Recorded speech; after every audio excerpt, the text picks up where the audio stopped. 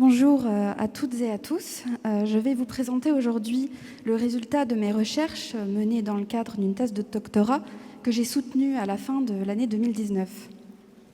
Elle porte sur le patrimoine architectural au Japon et l'objectif était de comprendre les mécanismes de mutation, de transformation, de destruction et d'héritage qui s'opèrent dans la ville japonaise à travers les époques. Le cas d'étude choisi pour ce travail est la ville de Kanazawa, située dans ce qu'on appelle le Japon de l'envers, c'est-à-dire face à la mer du Japon, à environ 400 km de Tokyo. Elle fut fondée à la fin du XVIe siècle par l'une des plus grandes familles de seigneurs de guerre du Japon d'alors, les Maeda. Kanazawa était ce qu'on appelle une ville sous château, Jōkamachi en japonais, et qui est un type de ville militaire fortifiée que l'on trouve un peu partout sur l'archipel au cours de l'époque d'Edo, c'est-à-dire entre le début du XVIIe et le milieu du XIXe siècle. Ces villes grandissent très vite, et 50 ans seulement après sa fondation, Kanazawa présente déjà ses limites définitives et dépasse les 100 000 habitants. Comme on le voit sur cette carte, la ville se développe autour d'un château, lui-même entouré de 2 enceintes circulaires, qui ne constituent néanmoins pas de limite à la ville, qui s'étend largement au-delà, contrairement aux villes fortifiées européennes. L'autre information importante de cette carte est la proportion du sol urbain occupé par les guerriers, en violet et en orange sur la carte. On trouve au centre, sur une colline, le château, où réside et gouverne le seigneur local, et à son pied et tout autour se trouvent les terres résidentielles des habitants, regroupées en quartiers en fonction de leur appartenance sociale selon les principes de la philosophie néo-confucéenne. On trouve ainsi des quartiers de guerriers répartis dans toute la ville, des quartiers de marchands et d'artisans qui sont souvent regroupés le long des axes commerciaux et de communication, et enfin les établissements religieux relégués aux franges de la ville. Ce que l'on remarque au premier coup d'œil sur cette carte, c'est l'importante présence des guerriers dans la ville, qui occupent à eux seuls près de 70% de l'espace urbain. Pourtant, aujourd'hui, leurs traces bâties sont difficilement lisibles et disparates. C'est ce constat qui nous a poussés à nous interroger sur l'héritage architectural légué par la classe des guerriers dans la ville contemporaine. Pour ce faire, nous avons dans un premier temps étudié et analysé cette architecture prémoderne, à commencer par le château et les lieux de résidence des seigneurs Maeda. Car pour observer ces mécanismes de mutation, il convient de comprendre l'origine des objets étudiés dans leur forme et leur fonction. Le jardin Kanrokuen, que l'on voit ici, est l'un des vestiges les plus remarquables de l'habitat seigneurial des Maeda à Kanazawa. L'histoire de ce jardin, aménagé sur environ 10 hectares, est longue et complexe. Conçu au début du XVIIe siècle comme un jardin de retraite de seulement 3 hectares, il est agrandi et enrichi au fil des années selon les goûts des seigneurs de l'époque, selon le goût des seigneurs et de leur sensibilité particulière à l'architecture et à l'art paysager. Les grands guerriers de l'époque d'Edo sont en effet de grands esthètes, et s'ils étudient toujours les arts militaires, la culture et les lettres occupent une part importante de leurs activités. Nous ne pouvons livrer le récit détaillé de sa construction, mais son histoire complexe et en perpétuelle mutation est une illustration du caractère changeant du patrimoine japonais. D'ailleurs, le classement patrimonial du Kanrokuen opéré en 1922 n'arrête pas ces modifications formelles, dont les dernières en date remontent au début des années 2000.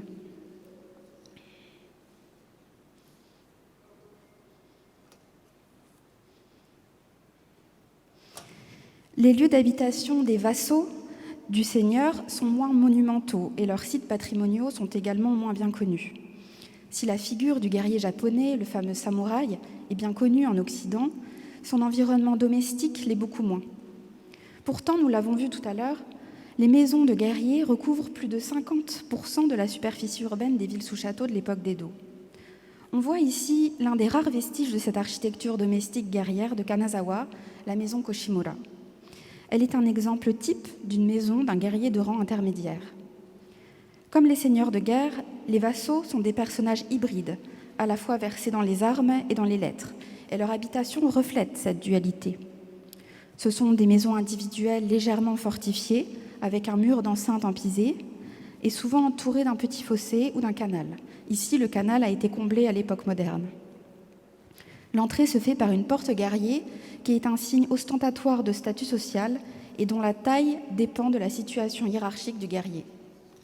À l'intérieur, c'est l'étiquette guerrière qui dicte l'aménagement spatial, avec une zone réservée aux invités qui comporte une pièce de réception, la plus belle de la maison, ouverte sur un jardin paysager avec éventuellement une pièce pour la cérémonie du thé. Et d'autre part, une zone privée qui comporte les pièces réservées à la vie de famille, comme la cuisine, la pièce de repas ou les chambres. L'une des caractéristiques formelles de cet habitat Kanazawa est cette façade pignon que l'on voit ici, reconnaissable par son quadrillage de pans de bois.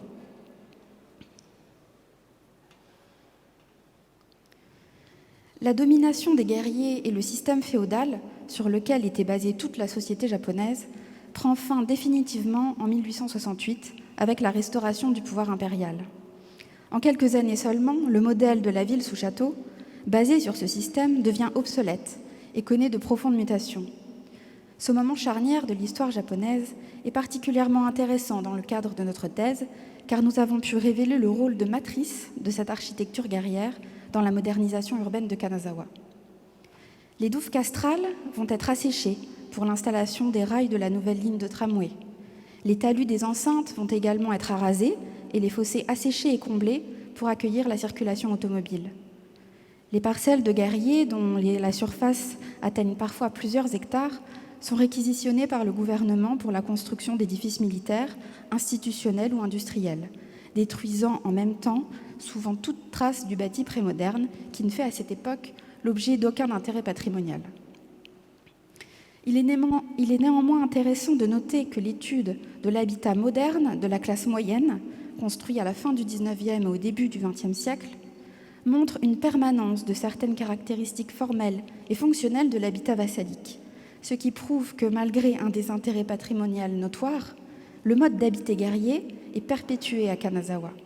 Aujourd'hui d'ailleurs, la valeur patrimoniale de certaines de ces maisons modernes est reconnue en ce qu'elles illustrent une réinterprétation de l'habitat guerrier prémoderne. Après la Seconde Guerre mondiale, des voix commencent à s'élever dans plusieurs endroits du Japon pour la préservation du paysage urbain traditionnel, dans un pays ravagé par les bombardements. À Kanazawa, qui n'a pas été bombardé pendant la guerre, on met en place les toutes premières mesures de protection patrimoniale à l'échelle urbaine à la fin des années 60, dans un ancien quartier de guerriers appelé Nagamachi. L'étude des textes et des mesures montre néanmoins que ce sont davantage les qualités paysagères de ces quartiers qui sont concernées, plutôt que l'architecture elle-même. Ce qui fait l'objet d'une protection patrimoniale, ce sont les murs de pisé, les canaux et la végétation des jardins que l'on voit sur cette photo. Aujourd'hui encore, ce quartier Nagamachi est l'un des plus touristiques de la ville et est présenté comme le quartier de samouraï. Pourtant, il ne comprend qu'une seule maison de guerriers datant de l'époque d'Edo. Toutes les autres ont été détruites au cours de la période moderne. Les parcelles sont donc des sortes de coquilles vides, entourées de ces murs de pisé, très appréciés pour leur esthétique. La conservation des anciennes maisons dans la ville est en effet très difficile, et face à une forte pression foncière, il n'est pas rare que les propriétaires préfèrent détruire leurs maisons anciennes et vendre leurs parcelles pour des raisons financières.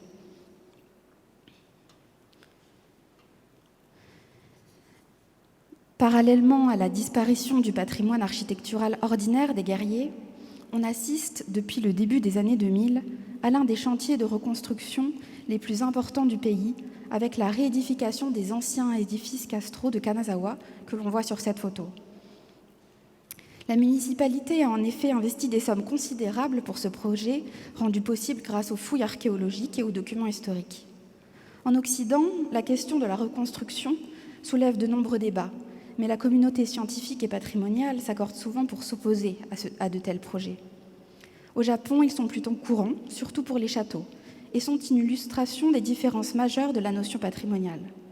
La question de l'authenticité ne se pose pas en ces termes, et ces édifices sont considérés comme des moyens de valorisation et de diffusion des connaissances en histoire de l'architecture. Bien sûr, les enjeux économiques sont fondamentaux dans ces projets. À Kanazawa en particulier, la reconstruction de ces édifices a permis de valoriser le site castral qui ne comportait que quelques vestiges de fondations maçonnées. Le site est désormais l'une des principales attractions touristiques et la question de son authenticité ne pose aucun problème. Pour conclure, ce voyage temporel que nous avons fait à travers l'histoire de Kanazawa a révélé la diversité des mécanismes d'héritage spatiaux de l'architecture des guerriers, mais aussi ses différents modes de patrimonialisation.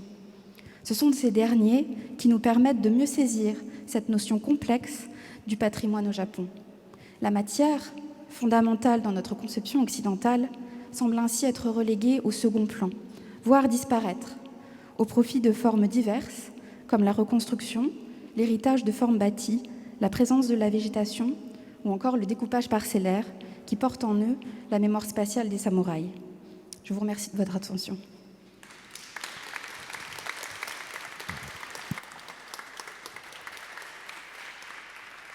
Merci beaucoup pour cette présentation. Est-ce que certains d'entre vous ont envie de poser des questions, de réagir? Non. Je trouve que c'était intéressant de conclure sur la notion de patrimoine au Japon, parce que ça fait partie des lieux communs de l'histoire du patrimoine, hein, de comparer le Japon et la France. Et c'est vrai que cette question de patrimoine est perçue de manière différente. Mais dans la question de reconstruire un bâtiment au Japon, est-ce qu'il n'y a pas une approche aussi différente de celle qu'on peut avoir en France, notamment pour la question des matériaux? Comment est-ce qu'on reconstruit au Japon par rapport à la manière dont on reconstruit en France? Est-ce qu'il ne faut pas utiliser les mêmes techniques, les mêmes matériaux? Oui, alors justement, je disais que ces projets de reconstruction permettaient de diffuser les connaissances en histoire de l'architecture et notamment en histoire de la construction, parce que ces chantiers sont opérés par des artisans locaux qui perpétuent des traditions ancestrales, notamment en maçonnerie pour les fondations des bâtiments castraux, mais aussi en charpenterie. Et ces chantiers sont souvent, le temps du projet, ouverts au public et sont vraiment l'occasion de communiquer sur l'histoire des techniques du Japon. Et aujourd'hui encore, sur les sites de ces projets, comme à Kanazawa, on a des endroits où on trouve des maquettes à l'échelle 1 qui montrent les différentes couches d'un mur, les différentes techniques de maçonnerie, etc. Donc on a vraiment une attention particulière à cela. Et le matériau en lui-même fait aussi l'attention d'une certaine rigueur scientifique. Les pierres, par exemple, sont extraites des montagnes situées au sud, qui étaient historiquement les sites des carrières utilisées. Le bois est principalement des essences locales. Donc on a une recherche de l'authenticité par la technique artisanale. Donc il y a vraiment l'idée de conserver un savoir-faire. Oui, tout à fait. Et si je caricature, si on transposait cette question en France, on ne se serait pas posé la question, après l'incendie de Notre-Dame, de savoir s'il fallait reconstruire la charpente avec tel ou tel matériau. En fait, il aurait fallu la reconstruire avec du bois, peut-être de la même forêt. Bon, je sais on ne peut pas poser la question en ces termes, mais c'est pour faire un parallèle. Et oui, tout à fait. Oui, c'est vrai que tous les débats qui ont eu lieu à Notre-Dame sur une reconstruction dite à l'identique ou non, je pense, n'auraient jamais eu lieu au Japon, parce qu'on a déjà eu le cas de châteaux qui brûlent. Encore récemment, il y a 2 ans, le château Shuri, qui est classé au patrimoine mondial, a brûlé. En 2016 aussi, le château de Kumamoto. Et c'est vrai que la question ne se pose même pas. C'est évident qu'on va reconstruire à l'identique. D'ailleurs, ces 2 châteaux qui ont brûlé ces 4 dernières années sont des reconstructions. Donc on reconstruit les reconstructions. Donc il n'y a pas de questions à avoir là-dessus, alors que c'est vrai que sur le chantier de Notre-Dame, on a certains points de vue qui estiment que, étant donné que la matière d'origine a été perdue, eh bien peut-être que c'est l'occasion de recréer quelque chose de nouveau, de contemporain, qui s'inscrirait dans l'histoire du bâtiment. C'est vrai qu'au Japon, non, ce type de débat n'a pas lieu d'être. Est-ce que vous avez d'autres questions ou remarques? Non? Oui? Je vais tenir le micro. Merci. Oui, j'avais juste une question par rapport à la conservation du savoir constructif. Vu qu'elle est plus importante au Japon, par exemple, qu'en France, est-ce qu'ils ont un rapport aux archives qui est un peu différent aussi? Est-ce qu'ils archivent plus tous les documents constructifs, toutes les techniques qui ont été employées pour pouvoir vraiment refaire à l'identique, alors qu'en France, parfois, c'est des documents qui manquent et on serait peut-être incapable de refaire à l'identique un bâtiment? Alors, c'est une question complexe, parce que je ne connais pas aussi bien la situation des archives en France, mais il est certain que dans le projet d'une reconstruction, parfois des documents manquent, et là, on va faire appel aux spécialistes qui vont faire des hypothèses. Mais en tout cas, au Japon, les archives sont généralement très bien conservées quand elles n'ont pas brûlé dans un incendie. Dans le cas de Kanazawa, on a beaucoup de chance, les archives sont très riches. Mais en tout cas, ces dernières années, au Japon, globalement, la tendance va à des reconstructions extrêmement fidèles historiquement. Alors qu'au début du siècle, on avait des reconstructions un petit peu fantaisistes. On reconstruit un donjon d'une façon qu'il n'a jamais existé, mais c'est plutôt pour le symbole. Aujourd'hui, peut-être aussi dans une quête de reconnaissance internationale au niveau de l'authenticité de son patrimoine, le Japon cherche vraiment à reconstruire à l'identique selon les documents historiques. Donc, quand les documents historiques manquent trop, on s'abstient de reconstruire. Est-ce que vous avez une autre question? Oui, alors, j'essaye de me rapprocher de vous pour vous entendre. Ou vous tendre même le micro, ce sera plus facile. Oui, merci. Ça rejoint un petit peu la question d'avant, mais plutôt sur la transmission des savoir-faire par l'oral. Est-ce qu'il y a des corps de métier qui se sont créés, qui travaillent que sur ces savoir-faire anciens, un peu à l'image des compagnons en France? Oui, alors effectivement, il existe, l'équivalent des compagnons n'existe pas vraiment à ma connaissance, mais il existe des associations composées exclusivement d'artisans. Ça va de la charpente à la maçonnerie, mais aussi à l'art des jardins, qui sont extrêmement spécialisés dans l'entretien, la conservation, la reconstruction d'édifices ou de jardins historiques. Et on a aussi des sortes d'universités dans lesquelles ces artisans enseignent leur savoir aux étudiants. Donc on a la question de la transmission est, à mon sens, assez importante et mise en avant au Japon. Oui. Une dernière question? Sinon, moi, j'en ai une en forme de boutade. Est-ce qu'il y a des journées du patrimoine au Japon? Non. Mais, enfin, c'est pas de la même façon, mais selon les saisons, on peut avoir des journées où certains bâtiments sont ouverts. Donc c'est une forme de journée du patrimoine, mais qui n'emporte pas le nom. Mais on a des occasions où les bâtiments qui d'ordinaire sont fermés au public peuvent être ouverts. C'est un petit peu le même principe. Voilà, ouais. C'est ça. Mais voilà, c'est pas tout à fait la même organisation, mais le principe est là. Très bien. Merci beaucoup d'avoir partagé avec nous ces considérations patrimoniales japonaises. Merci à vous. On vous remercie beaucoup d'être intervenu. Merci.